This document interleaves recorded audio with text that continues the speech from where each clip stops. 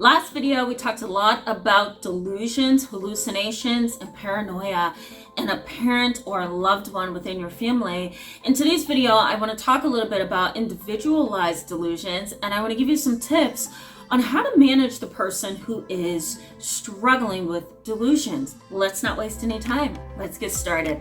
Thank you so much for coming back to my channel. For all of you who are subscribed and participating, thank you so much. And for those who are new, I encourage you to hit that subscribe button, stick around with us and be part of our community, and get to know us a little bit. We talk about a lot on this channel. I'm constantly doing videos because there's so much area of need. And if you hit that subscribe button and stick around, I think you'll like it. In case you don't know who I am, my name is Tamara, and I'm an internationally and board certified trauma therapist, but I'm also licensed in mental health, and I specialize in treating children, teens, and families, as well as adults who are dealing with trauma right in my private practice. Let's go ahead and jump in.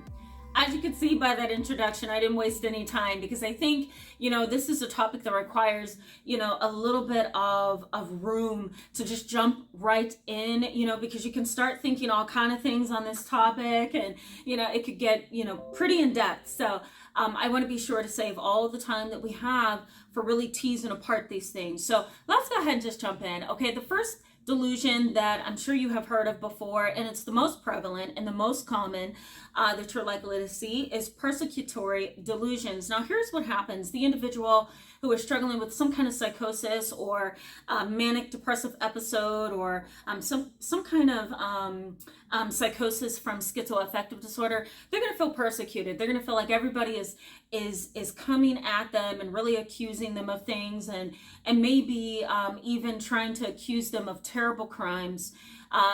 And this is not really happening, right? It's a delusion of the person who's suffering and struggling, and they don't know how else to see reality. They're kind of sinking in their mental illness in such a way that, for them, the world is a dangerous place. It's like, being encapsulated or enclosed in a prison where everybody in that prison is against you, and all you know is that you need to get out, and you need to get out safely. So these particular individuals can sometimes internalize their fears and their anger, and they can really start to cut.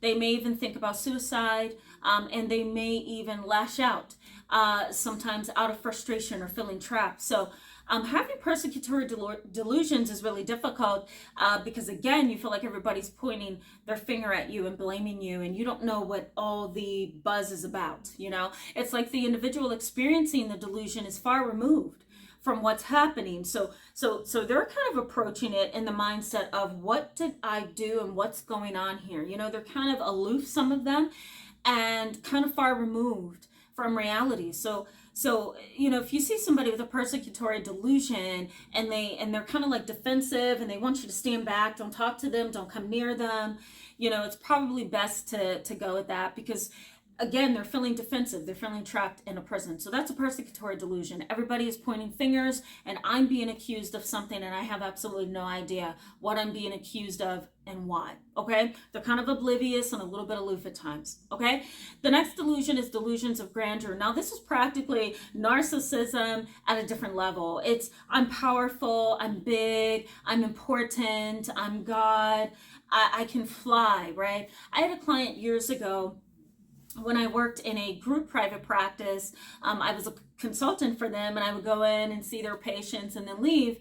And I had one patient who wanted to become a therapist, sadly and kind of frighteningly, if that's a word, because she wanted to become a therapist, but she wasn't really ready at the time, and not very stable in order to become a therapist. Her symptoms were way out of control, and she didn't have the stability to really help anybody else. Well, she finally got her first job as a therapist, and she was really happy about it, and she came to my office. And within a matter of seconds, she switched from logical reasoning to defensiveness, fear, anger, paranoia, and then delusions of grandeur. And she looked out my 12-story window in a busy suburban area. Okay, so we're a little bit borderline the country, but it's busy enough where people are walking their dogs and jogging, and you see cars driving by every now and then, or somebody sitting on their porch. We were kind of like in this residential looking setting, so there were people around who could see. And she went to the window, And she says to me, I wonder if I can fly. She's like, I just want to get out there and be like that bird over there. And right then and there, I knew something's wrong here. She's not quite with me anymore. And she opened my window and she was trying to like put her leg, up on the ledge of my window and jump out. And I just remember paging security in the building, and they came up and they had to like wrestle her to the ground and kind of restrain her because her delusions of grandeur said this: I can fly. I see that beautiful bird over there, and I want to be over there with him, And that's basically what she said to me. I want to be over there with him. And so when she opened my window, she was just like flapping her arms, like I'm ready to fly, and she had no fear. She had no hesitation, because she really believed it. So delusions of grandeur are really complicated because the individual is no longer here. They are now at a different level of believing that they are capable of something that's not human, right? So her delusion of grandeur was, I can fly. Now, some people have a different level of delusions of grandeur where they just feel like they're important. They may go around dressing like they are part of Hollywood. They may go around, really behaving as if they are the Queen of England. And, they may have this different way that they kind of praise themselves and see themselves, right? So delusions of grandeur can really be on a spectrum, right? Somebody who's not that bad, somebody who's moderate, and somebody who's really bad, like my previous patient who wanted to fly. Okay, the next one is delusions of jealousy. And here's what happens here. It's let's say there's a married couple and you've been married for 25 years, and all of a sudden your husband believes that you have been having an affair with his best friend. Why did that come up all of a sudden? Well, he's been struggling with low self-esteem. He was recently fired from his job, and you guys have not been as physically intimate as you usually have been in the past. So what happens? Your husband begins to suspect an affair. Here's where delusions come in. They believe that every time you are on the phone, you are talking to that person. Every time you go to the grocery store, every time you go to get gas, every time you go to pick up the children from soccer practice, he believes that you are talking to that person or you're out having an affair. So you're accused of multiple affairs. You're accused of loving someone else. You're accused of being unfaithful. Now, years ago when I was in another group practice, I had a couple like this, and they were a beautiful family, and husband and wife were together for 40 years. It was so sad. He was 70 and she was 65, and, he just believed that she was having an affair. And, he was so delusional about this that he planted cameras all over the front yard, all over the backyard, all over the house, and even in the bathrooms. And she had absolutely no privacy because he had this intense delusion that just wouldn't go away. She was harassed. She had to move out of the house, move in with her children, and try to start over. But even still, he accused her and sent really vulgar and disrespectful text messages to her and emails. So, these kind of situations are very common. And they're happening in families that you would least expect. But these are delusions of jealousy. All right. The next one is delusions. I'm going to call it erotomania. Okay. So we're going to call it a delusion of erotomania. And basically it's this, that you have this delusion that you and somebody who is powerful, in a powerful position, in a superior position over you, is in love with you and you're in love with them. So I'll give you a little bit of a personal story just for the heck of this video, that years ago when I first became a therapist, I was young and excitable and just kind of like really ecstatic about my career. I worked for a psychiatric hospital. In that hospital was a staff member, and he was an aspiring therapist. He was an intern at the time, and unfortunately he was not well. And he saw me on YouTube. He also saw me in a newspaper article from the college or the university I had been attending. And he also saw me in an advertisement in the hospital that I was working in. I was interviewed at the hospital about mental health for Mental Health Awareness Month. And, he kind of grew this infatuation for just what he was seeing. And he began to call and try to find my email and try to run into me on the elevator. And, it was that position of superiority that he was attracted to. And he just knew that there should have been some relationship or some connection. And even though, I was very disinterested at the time, and there was a power differential, like you're an intern and I'm not, and it didn't matter. It was what his mind and that delusion was telling him could be a possibility. And that's what's happening with erotomania. It's not so much that it can't happen. It's basically the person believes that it is happening and they need to close the gap. You might hear these particular people say things like, I know you and I have been connecting for so long and I needed to make this a reality sooner than later, right? Something like that. The problem is that they believe that there's a relationship, even though there's no way, right? But in their mind, they've concocted this storyline that says you're a part of me. It's very sad. It's very scary, especially when you're on the other side of that and you're like, who are you? And they're like, you and I have been talking for months. And you're like, no, we haven't.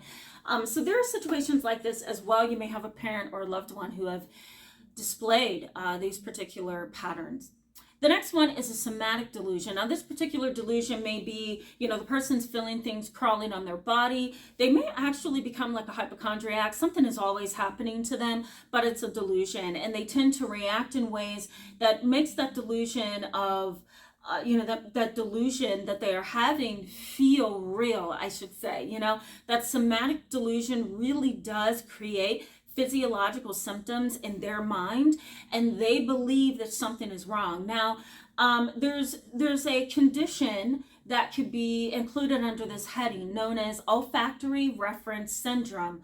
Olfactory reference syndrome. Here it is right here at the label, and here's the definition. It's basically a belief, a delusion that you have an offensive body odor, and no matter where you go, you believe that everybody is noticing it and they're talking about you and they're getting away from you because of it.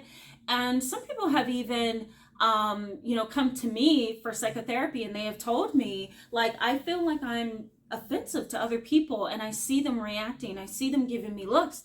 That is not happening, but they believe it is. And somehow, they find the justification to justify and support that delusion that, yes, I am offensive and someone is offended by me.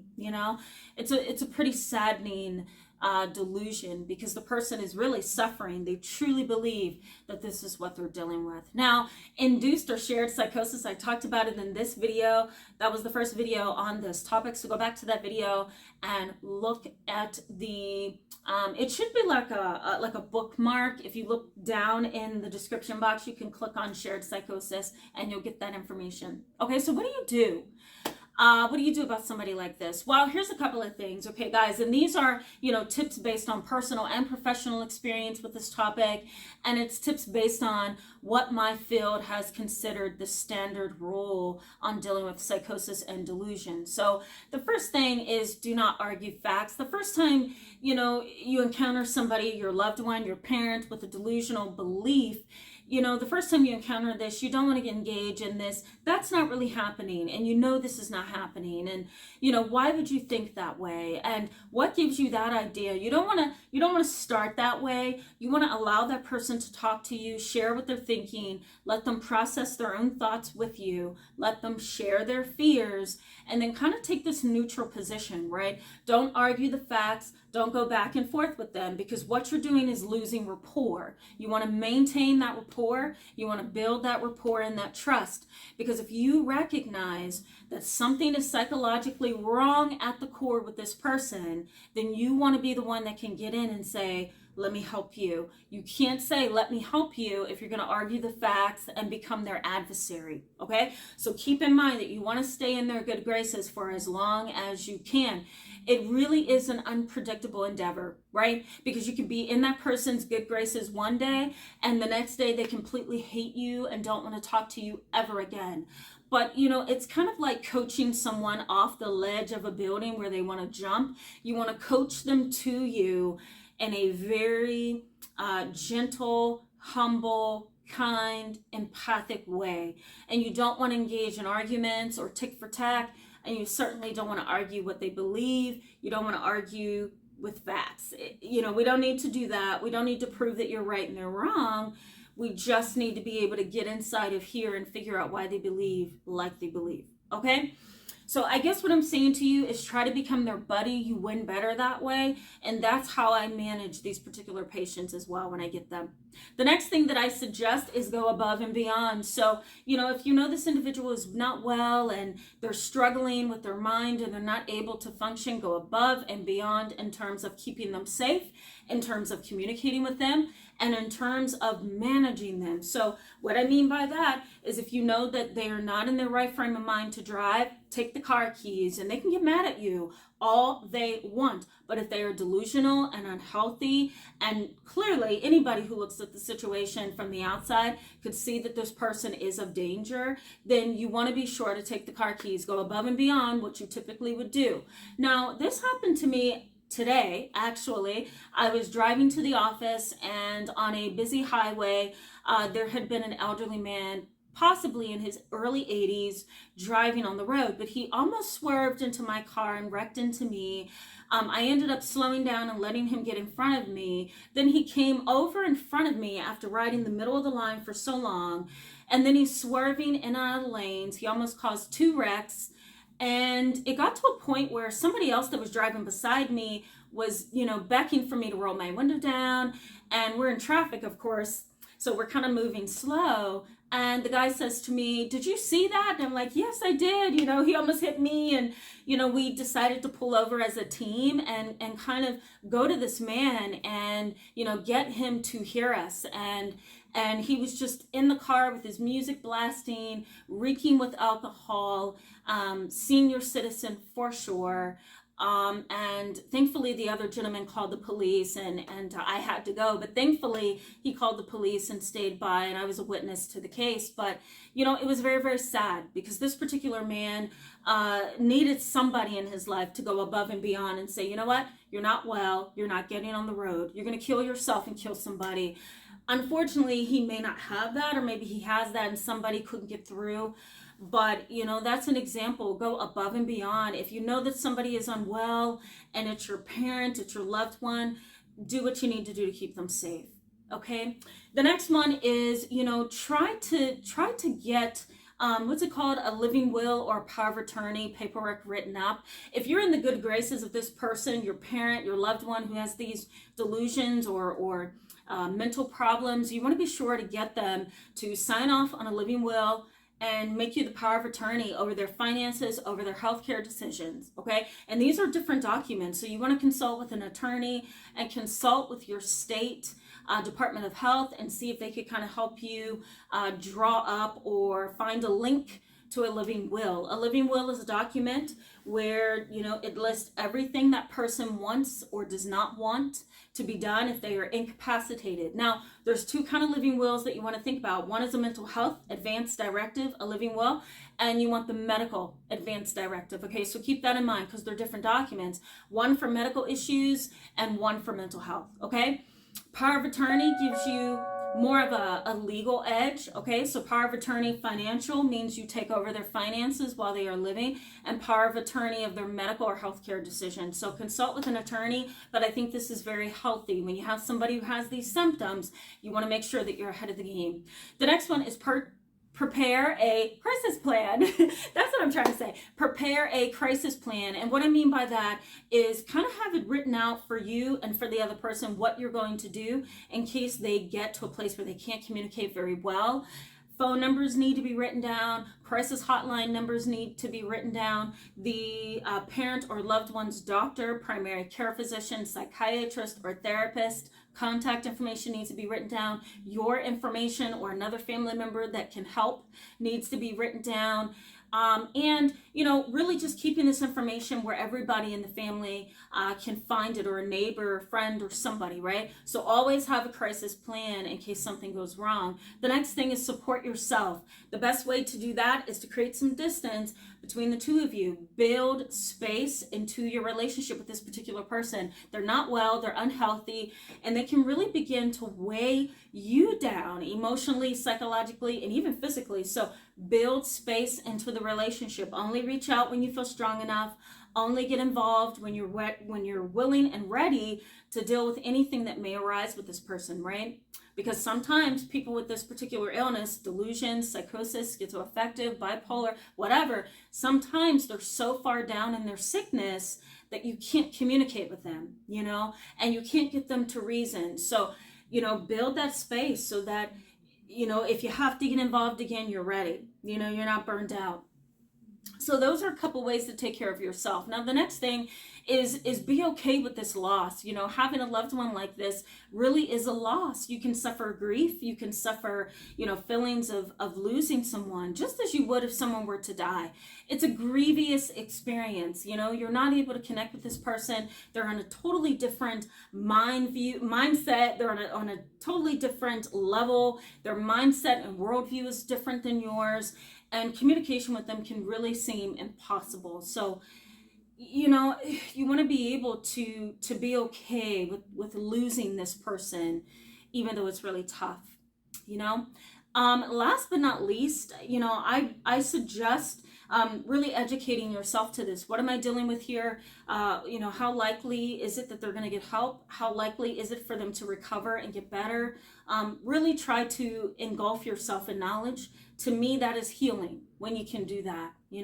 It's when you don't have answers, when you don't have knowledge, when you don't have education, that things get hard. So make sure that you keep yourself aware, involved, and educated. That's the best way I can put that. Thank you so much for being with me today, guys, with this video. Go ahead and give it a thumbs up if it was helpful. Hit that subscribe button and bell button if you want to stick around for more videos like this. Let me know in the comment section below how you feel about this, if you've dealt with this, and let me know if this video was helpful. We'll continue on with the topics that I posted in the community section. So if you haven't seen them, go over there and find them. We're just going to keep going. I'll see you in the next video. Bye-bye.